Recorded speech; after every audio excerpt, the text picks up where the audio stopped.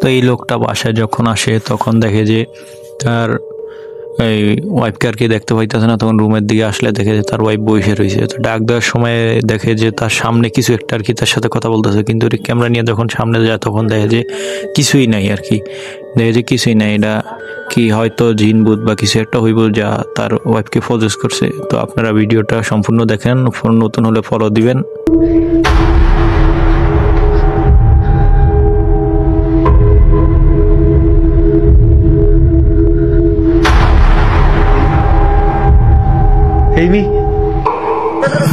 कौन है तुम?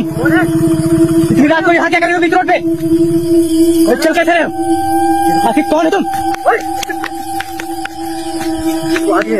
हाँ भाई।